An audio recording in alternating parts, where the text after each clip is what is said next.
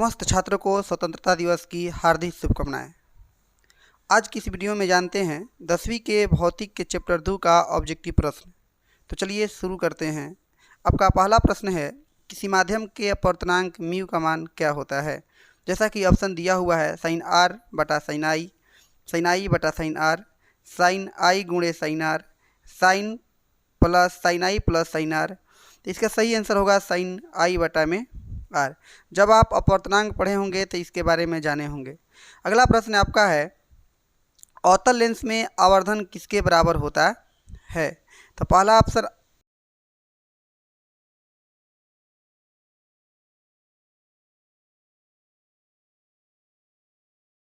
तो इसका सही आंसर होगा v बटा यू।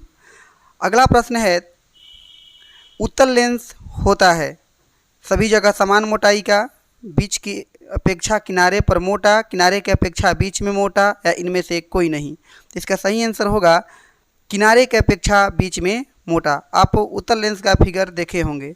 आगे प्रश्न है, किस लेंस के द्वारा सिर्फ काल्पनिक प्रतिबिंब बनता है। उत्तल लेंस, अवतल लेंस, बाइफोकल लेंस, या इनमें से कोई नहीं। तो इसका सही आंसर होगा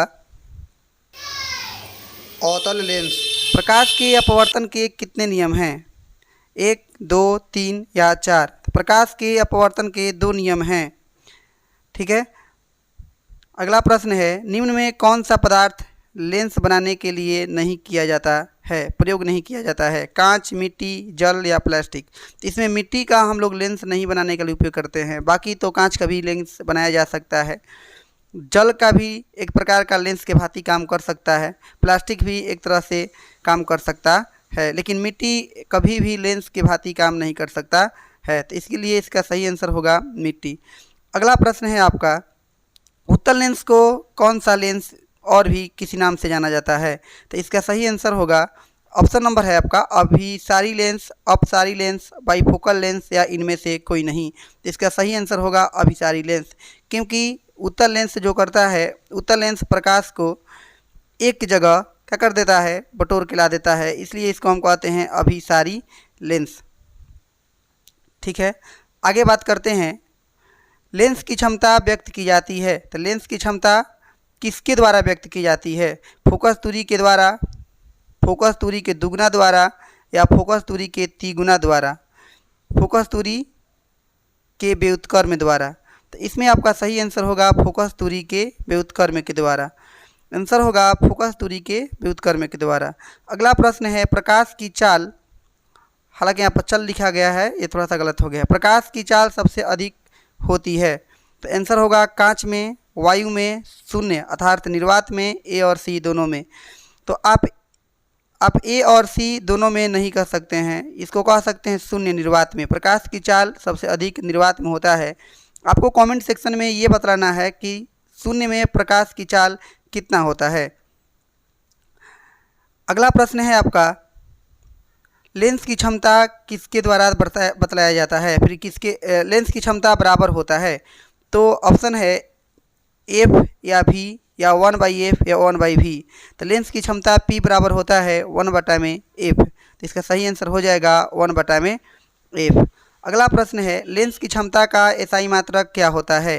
तो लेंस का क्षमता का एसआई मात्रक क्या होता है। ऑप्शन है मीटर, मीटर प्रति सेकेंड, न्यूटन, या डाइऑप्टर। तो इसका सही आंसर होगा डाइऑप्टर। लेंस की क्षमता का एसआई मात्रक डाइऑप्टर होता है। अगला प्रश्न है, कौन सा लेंस अपसारी लेंस भी कहलाता है। अपसारी, अभी हम बतलाए थे कि किस उत्तल लेंस को कौन सा लेंस कहा जाता है, तो आप बोले थे अभिसारी। अवतल लेंस को अपसारी लेंस इसलिए कहा जाता है क्योंकि यह प्रकाश को अपसरित कर देता है, अर्थात अपसरित कहने का मतलब है कि फैला देता है। तो इसका सही आंसर होगा अवतल लेंस। अगला नंबर है, प्रकाश की एक किरण जब विरल माध्यम से संघन माध्यम में जाती है तब वह क्या होती है। तो ऑप्शन है अभिलंब से दूर मुड़ जाती है, या सीधी निकल जाती है, या अभिलंब की दिशा में जाती है, या अभिलंब की ओर मुड़ जाती है। आपका सही आंसर होगा अभिलंब की ओर मुड़ जाती है। विरल माध्यम से संघन माध्यम में जाएगी तो प्रकाश अभिलंब की ओर मुड़ जाएगी, जब संघन माध्यम से विरल माध्यम में जाएगी तो अभिलंब की ओर या अभिलंब से दूर भागेगी। तो इसका सही आंसर होगा अभिलंब की ओर मुड़ जाएगी। अगला है, जब प्रकाश की किरण एक माध्यम से दूसरे माध्यम में जाती है तो अपने पूर्व पथ से विचलित हो जाती है, इसे क्या कहते हैं? प्रकाश का परावर्तन या प्रकाश का अपवर्तन या प्रकाश का विक्षेपण या इनमें से कोई नहीं। तो इसका सही आंसर होगा प्रकाश का अपवर्तन, क्योंकि प्रकाश का अपवर्तन क्या होता है कि जब प्रकाश की किरणें एक माध्यम से दूसरे माध्यम में जाती है तो अपने पूर्व पथ से विचलित हो जाती है, अर्थात या तो वह विलंब की ओर मुड़ जाएगी या विलंब से दूर हट जाती है, जिसको हम प्रकाश का अपवर्तन कहते हैं। आगे है, 2D क्षमता वाले उत्तल लेंस का फोकसांतर क्या होता है? तो 2D क्षमता अर्थात P का मान दिया है 2 और हमें पूछ रहा है कि F का मान क्या होता है। जैसा कि आप जानते हैं कि P बराबर 1/F होता है, तो आप अगर मान रखिएगा तो यहाँ पर आंसर इसका आ जाएगा 50 सेंटीमीटर। इसका आंसर 50 सेंटीमीटर आप बना सकते हैं। P बराबर 2D रखकर एफ का मान पता करना है, तो मीटर को सेंटीमीटर में बदलिएगा तो 1 मीटर बराबर होता है 100 सेंटीमीटर। आप वहाँ से कैलकुलेशन कर लीजिएगा। अगला है, 1 मीटर फोकस दूरी वाले लेंस की क्षमता क्या होती है? तो 1 मीटर फोकस दूरी वाले लेंस की क्षमता 1 डाइऑप्टर होती है। अब यहाँ पर ऑप्शन में -1 डाइऑप्टर या 1 डाइऑप्टर या 2 डाइऑप्टर या 1.5 डाइऑप्टर, तो यहाँ पर इसका आंसर सही होगा 1 डाइऑप्टर।